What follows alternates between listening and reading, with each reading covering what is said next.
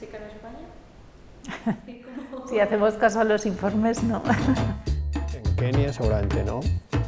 En España tampoco. ¿Vale? En Alemania seguramente sí. A mí lo que me consta, Cristina, es que los fotógrafos no viven de la fotografía. Solo hay como un 3%, no de la fotografía, de artistas en general que son los que declaran que pueden vivir de su obra. Muy pocos vivimos de la fotografía. Ahora mismo me cuesta vivir de la fotografía. Conozco muy pocos autores en España que vivan de su obra. Algunos sí conozco, pero son minoría. Cuando pienso en la actitud que yo tenía cuando era muy joven y trabajaba, la verdad es que hago una muy buena valoración, porque fui muy perseverante y trabajé muchísimo, o sea, trabajé interminablemente. A mí se me murió un hermano de repente y yo estaba haciendo fotos, no había dejado nunca de hacer fotos en París, después en España, el fin de semana, pero de una manera, diría, blandita. De, bueno, yo hago fotos, me gusta la foto, a ver si voy a Plaza Mayor un domingo a hacer fotos y si veo gente, ¿no? A mí desde niño creo que lo que más me marcó era el retrato porque hablaba de la condición humana. Y empecé a hacer fotos mucho más cercanas, mucho más asiduas, lo hacía por la noche cuando venía el trabajo. Retrataba amigos. Y después gente de mi entorno, como les gusta mi trabajo, me dieron oportunidades. Tiene que haber oportunidades y hay que cogerlas. Pequeñas oportunidades, ofrecer tu trabajo.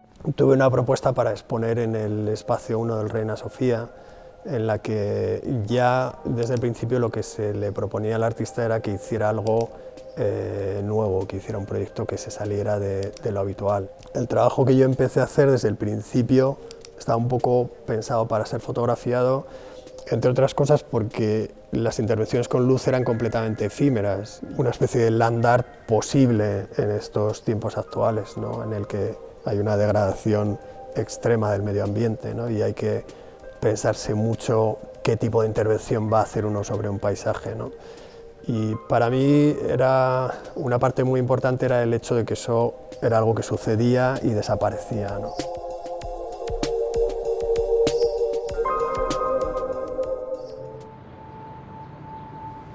Hombre, mi recorrido es un poco peculiar. He hecho una carrera de Derecho en Bordeaux, en Francia, y mi primer trabajo fue en el departamento de contencioso de un banco. Enseguida vi que no me gustaba y fichar para hacer horarios, entrar a las 8 para salir a las 6, no iba conmigo.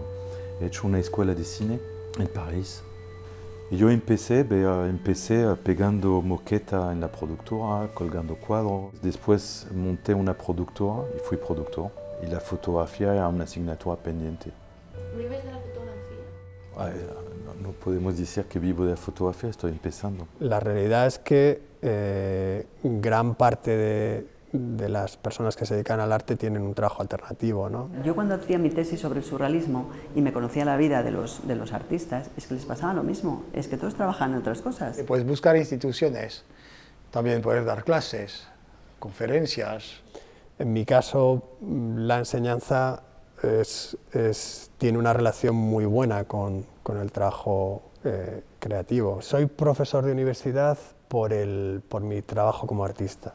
O sea, no terminé nunca el doctorado y en cambio sí me ocurrió que una universidad me buscó como un artista en activo que tenía tiempo para dar clases. Recuerdo cuando estaba en primero o segundo de carrera, bueno, incluso cuando, bueno, siempre, ¿no? Que lo típico de, bueno, ¿y tú qué has hecho, tal? Pues yo hice Bellas Artes. Ay... Bueno, no te preocupes, algo saldrá, ¿sabes? La gente te tiene como... le da como penita que hayas hecho Bellas Artes porque no te vas a comer nada. Es muy difícil vivir exclusivamente de la fotografía o del arte. Sí, es posible. ¿De qué depende? Supongo que de estar en una de las pocas galerías que venden, ¿no? Les cuesta muchísimo a los galeristas ahora mismo mantener su galería. El mercado de la fotografía o el mercado del arte ha cambiado, se ha mutado con la crisis económica, de gente extremadamente rica que buscan inversiones. Desde luego, la gente que quiere invertir en mi trabajo no va a recibir recompensa. Más mi finalidad no es la parte económica de la fotografía que me interesa, es más mi proyecto realmente. Son reflexiones sobre la relación del sonido con la imagen. Como vengo del medio audiovisual, estos dos aspectos son importantes para mí. Es la continuación de un primer proyecto que se intitula El legado mudo de Edward Muybridge. Edward Muybridge es un fotógrafo inglés de final del siglo XIX que ha marcado la historia de la fotografía porque consiguió a fotografiar el galope de un caballo. Hubo una subasta en el año 1998 en París, en el Hotel Drouot, y se venden unos objetos que pertenecían a Muybridge. Una foto de Muybridge en un barco con otro personaje que se reconoce que es Julio Verne. Una caja con placas de vidrios, con fotografías. Son placas que están en muy mal estado y cuando se remasterizan se ve que son imágenes que no tienen nada que ver con lo que se hacía en la época. Y cada placa tiene un nombre que está relacionado con sonido. Sobre todo lo que le hizo famoso en la historia de la fotografía es poder haber fotografiado el galope de un caballo, ¿no? Y se entiende a través de la carta de Julio Verne que Muybridge tiene entre sus manos una cámara que consigue capturar visualmente el sonido, lo que sería, digamos, una novedad, una noticia que hubiera quizás podido cambiar muchas cosas en la historia de la fotografía desde el siglo XIX hasta nuestros días. Esto es digamos, la primera parte. Y la segunda es que al día de hoy se puede hacer. Al día de hoy puedes coger un archivo, grabar un sonido, un archivo sonoro, y gracias a unos algoritmos traducir este archivo sonoro en una imagen visual.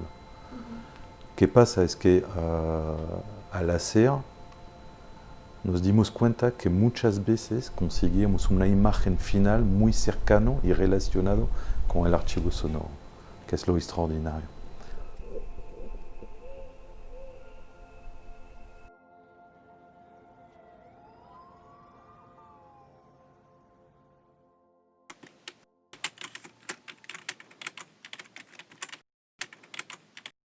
¿Qué tiene que hacer alguien para ser fotógrafo artístico?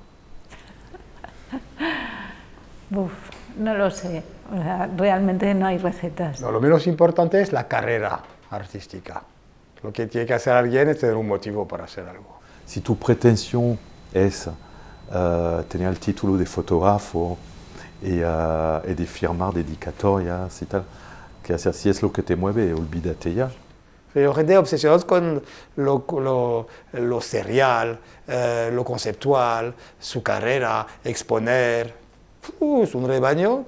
Imagínate si se hiciera exposición de todo el mundo, sería un aburrimiento. Nunca pensé de mí mismo que yo tenía un talento excepcional, entonces confié mucho en el trabajo. No piensa que por llegar a una escuela la gente va a tener una carrera y triunfar. Esas dos palabras no quieren decir nada. Ese ego hay que saberlo manejar. Porque yo me he encontrado con artistas a veces que les estás dando la primera oportunidad, que estás trabajando con ellos, y de repente se les sube a la cabeza y dices, conmigo lo puedes hacer, en el mercado libre no lo puedes hacer. La palabra artista se tenía que borrar, como la palabra filósofo. Se tiene que adquirir cuando has muerto. Creo que cuando se juzga, Goya es un artista. Nosotros no hay ningún artista como fotógrafos, somos autores.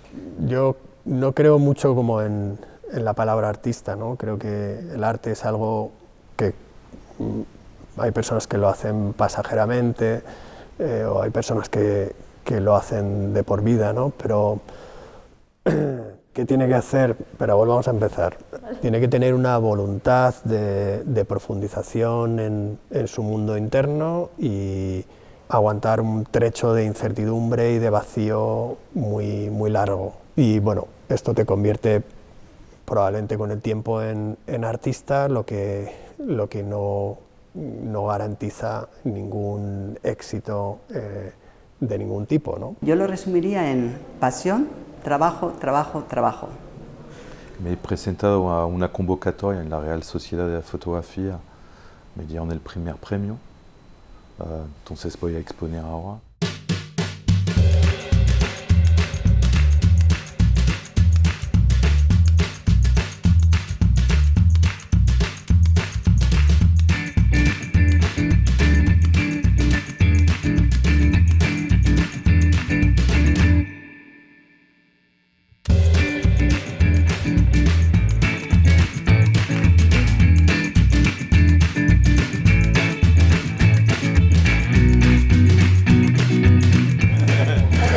Muy bien, la verdad, mejor de lo que me esperaba, porque al principio estaba así preocupado del resultado, cómo iba a quedar. Es muy difícil imaginarse el resultado. Tú ves las piezas, estás enamorado, pero no sabes, al final no sabes cómo va a reaccionar la gente. Estaba un poco nervioso, quizás un poco.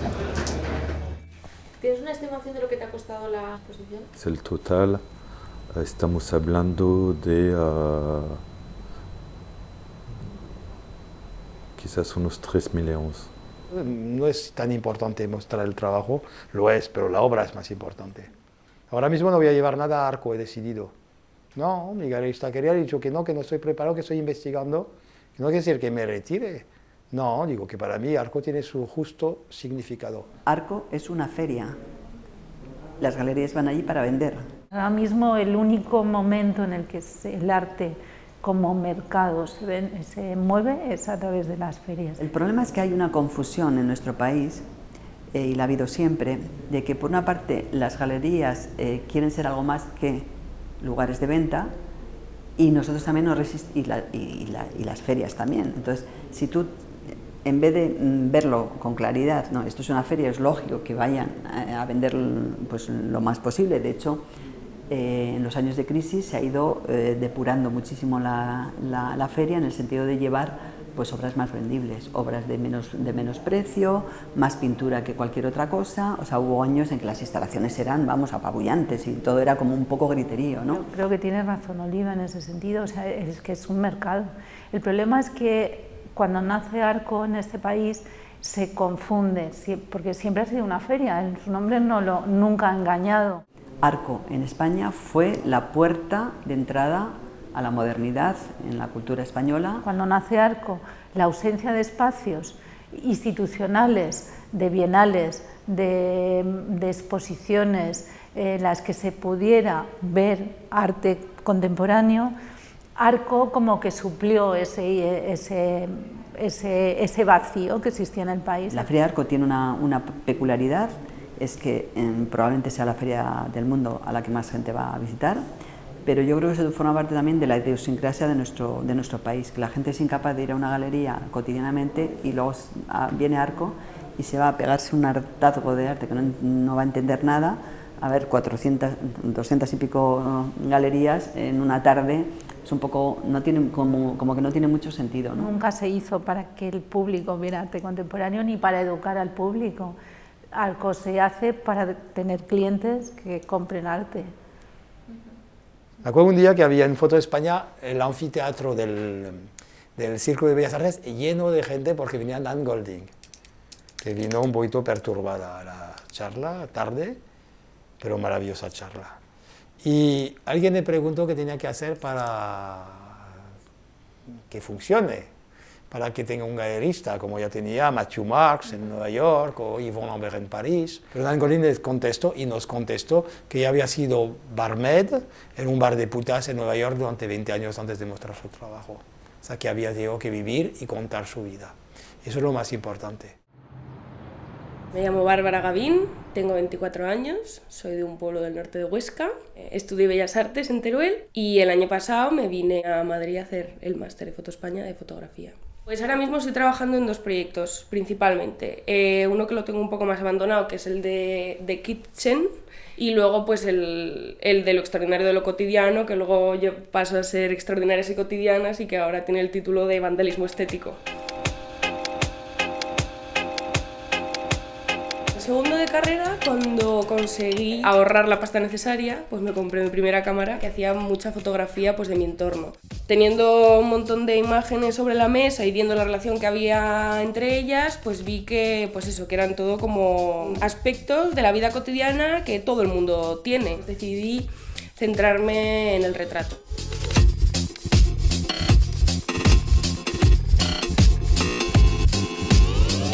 ¿Actualmente vives de la fotografía? No, no vivo actualmente de la fotografía. Me gustaría, pero es una realidad y es que no.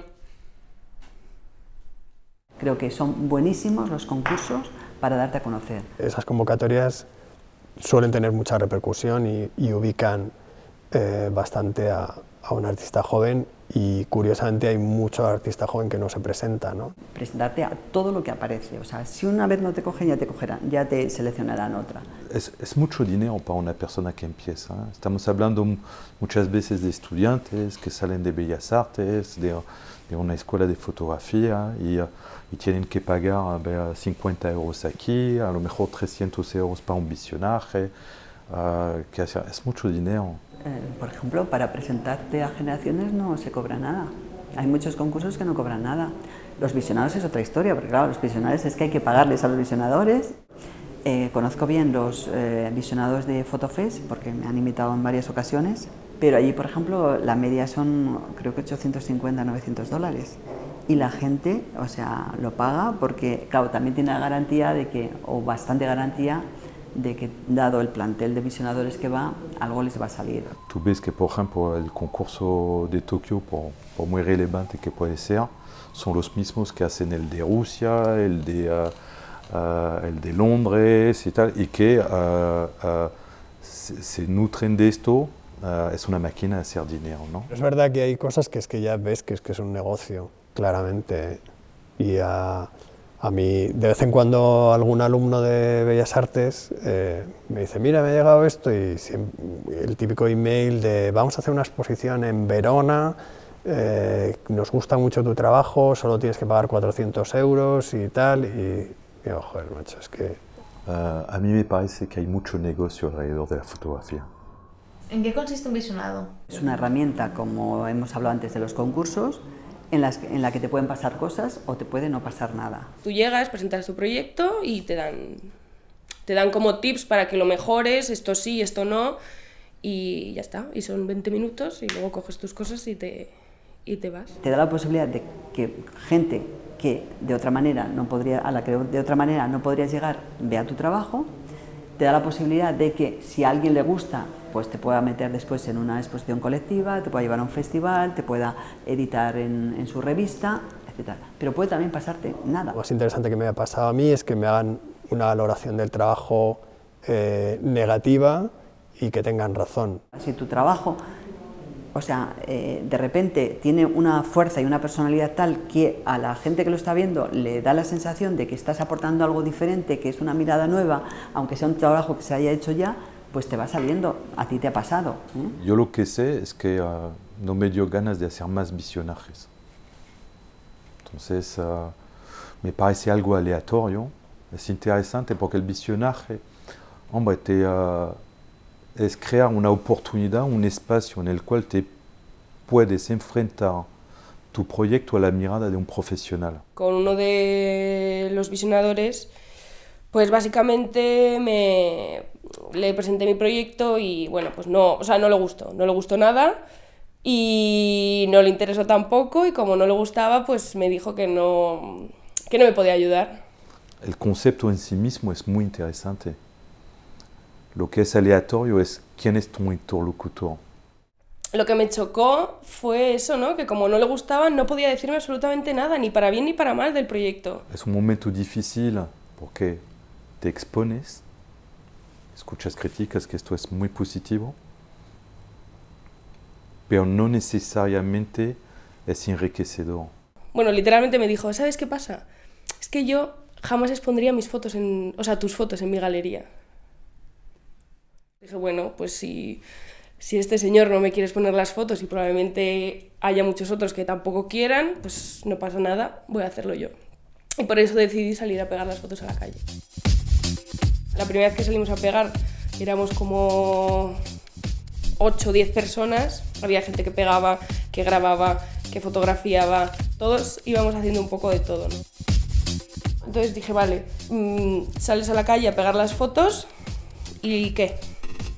Algo más tienes que hacer. O sea, tiene que quedar un registro de ese trabajo que has hecho. Entonces lo que hice fue un mapa en Google Maps en el que están todas las intervenciones geolocalizadas en el sitio real en el que se hicieron, y cuando tú pinchas en cada una de ellas puedes ver las fotos de cómo quedó la intervención en ese sitio. Entonces también un poco para guardarlo para el recuerdo y que cualquier persona, siempre que quiera, pueda acceder como a esa exposición que estuvo allí y que duró, pues eso, nada. Es muy difícil ser joven y ser bueno en algo, y sin embargo eso es lo que el mercado del arte más demanda, eso es lo que cualquier galería está deseando descubrir. La edad no es lo más importante, y ha habido artistas emergentes de 60 años o de 50 y con 20, o sea, que lo importante son los proyectos. Pero es verdad que para una galería comercial al uso, tener un artista joven pues puede ser como el marchamo de que también somos modernos, ¿no? También apostamos, pero yo creo que eso es la luz artificial en la que estamos viviendo, y que la galería no va a vivir de eso y el artista tampoco, y además para el artista es muy peligroso. El hecho de que uno tenga demasiado éxito, demasiado joven, puede ser letal. Para otros no. Claro, al artista que le toca la varita mágica, que de repente dicen, bueno, vas a ser tú, pero no, los jóvenes artistas británicos, pues, pero yo creo que esos fenómenos ya no se van a volver a repetir tan fácilmente. Una obra se hace con el tiempo, tú puedes tener una idea excepcional y vale, esa te sale bien, pero igual luego no te vuelve a salir ninguna otra, porque de repente ni eras artista, ni tenías esa necesidad, ni tenías mucho que decir, ¿no? Hay que ser realista, y esto es algo progresivo, que lleva muchísimo trabajo y que tienes que estar ahí dándole, y es que cuando tienes 25 no te ha dado tiempo a hacer nada de eso. Era la época en que todo era maravilloso en España, porque un joven hacía 4 piruletas y le hacían un catálogo de tapadura. Eso fue una época muy mala.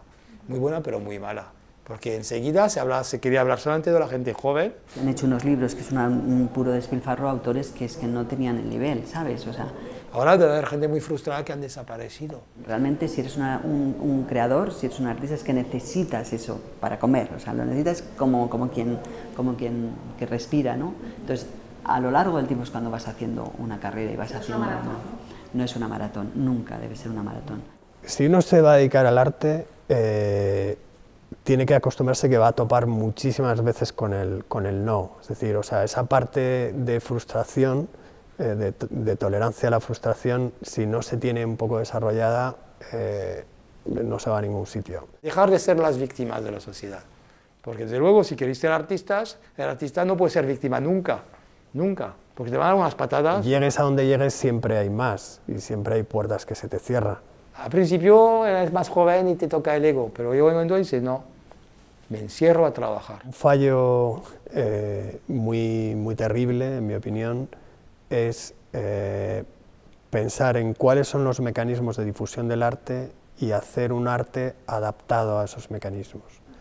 O sea, creo que eso hay algunas personas extremadamente hábiles que hacen eso y les sale bien, y eso crea un espejismo espantoso, que es pensar que cualquiera puede hacer eso, ¿no? Sed exigentes con vosotros mismos. La complacencia es la peor cosa de la sociedad actual. Tú tienes que hacer lo que tú puedes hacer, tú tienes que contar tu historia. Y si eso no se adecua a los mecanismos de difusión del arte, pues te tienes que aguantar. Nosotros tenemos que despertarnos a ver cómo creamos.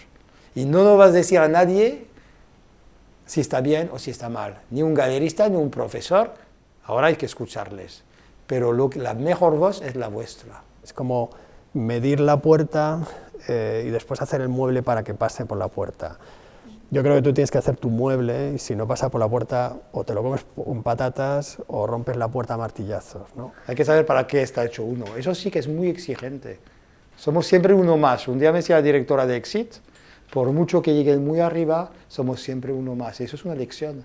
Ella es directora de Exit, Rosa Olivares, pero no hablando de yo, un mindongui, hablando de grandes, ¿no? Está bien de tener una visión del medio, experiencias y tal, pero insisto mucho que es la historia de cada uno, que decir, no es para desanimarse.